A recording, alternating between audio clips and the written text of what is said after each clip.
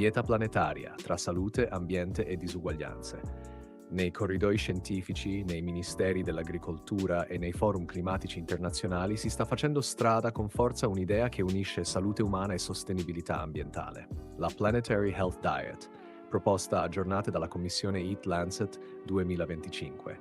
L'obiettivo è ambizioso: ripensare i sistemi alimentari globali in modo da nutrire 9,6 miliardi di persone entro il 2050 senza oltrepassare i limiti ecologici della Terra e nel contempo ridurre malattie croniche e mortalità prematura. Il contenuto del rapporto. La Commissione, composta da circa 70 scienziati provenienti da 35 paesi, aggiorna il modello già introdotto nel 2019, ampliandolo con nuove simulazioni, dati agricoli e considerazioni di giustizia sociale.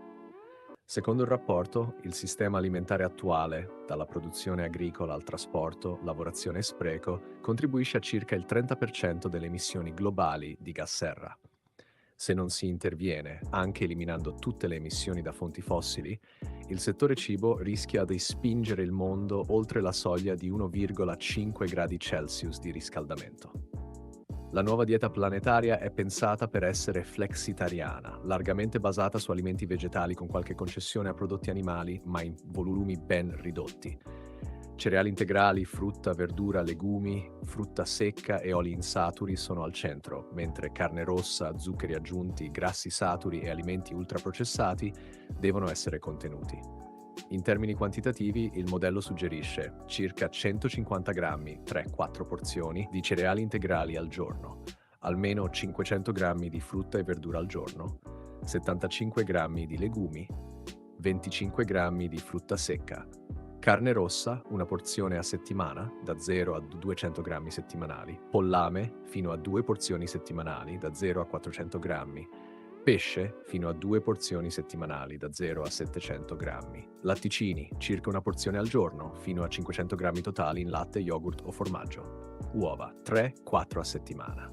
Le indicazioni non si limitano all'aspetto nutrizionale. Il rapporto collega direttamente la trasformazione dei sistemi alimentari con il rispetto dei cosiddetti confini planetari: uso del suolo, biodiversità, cicli dell'azoto e fosforo, risorse idriche e inquinanti.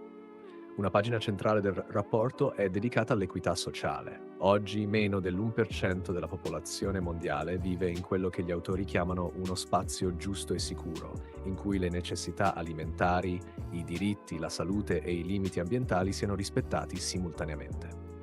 Le disuguaglianze sono marcate. Il 30% più ricco genera oltre il 70% degli impatti ambientali legati al cibo. Secondo il documento, 3,7 miliardi di persone non godono oggi di un accesso sicuro a cibo sano, ambiente pulito o salari dignitosi.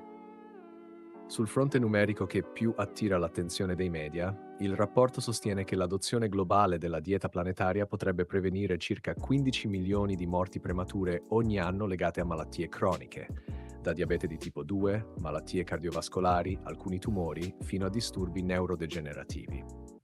Diverse testate italiane traducono questa stima in 40.000 morti premature al giorno, se applicata su scala globale.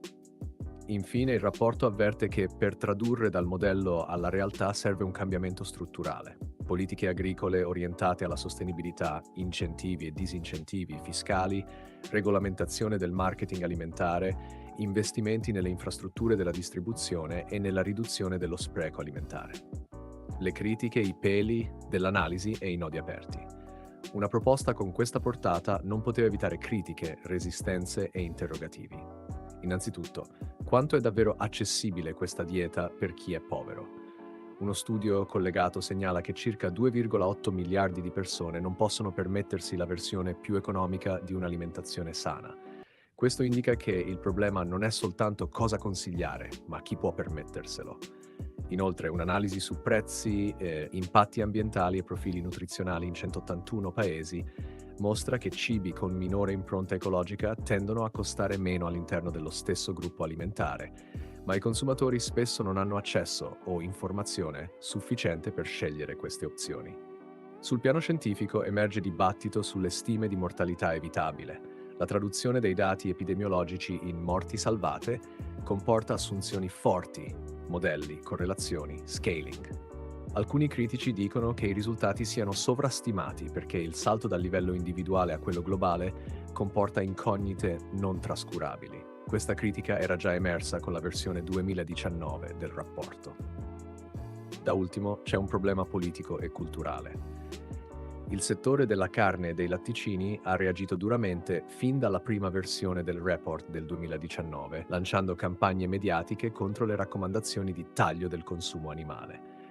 Cambiare logiche consolidate, sovvenzioni agricole, interessi economici forti e identità culturali legate al cibo. Tutto questo rende le raccomandazioni più teoriche che pratiche. C'è anche il nodo della diversità culturale. Una dieta universale non può ignorare contesti climatici, tradizioni gastronomiche, condizioni socio-economiche e biodiversità locale. Il rapporto riconosce questa tensione. La dieta proposta è pensata come cornice flessibile, non come imposizione rigida. Un punto d'arrivo, ma non conclusivo. La nuova edizione del rapporto Eat Lancet rientra nel dibattito ormai urgente su come conciliare salute umana e salute del pianeta. Rivela che il cibo non è un tema secondario nella crisi climatica. Se vogliamo mantenere qualche speranza di restare entro limiti sicuri di riscaldamento, trasformare la produzione e il consumo alimentare è condizione necessaria. Allo stesso tempo evidenzia che senza giustizia sociale, rendere sostenibile l'accesso al cibo sano per chi oggi non può permetterselo, ogni strategia rischia di restare un progetto astratto.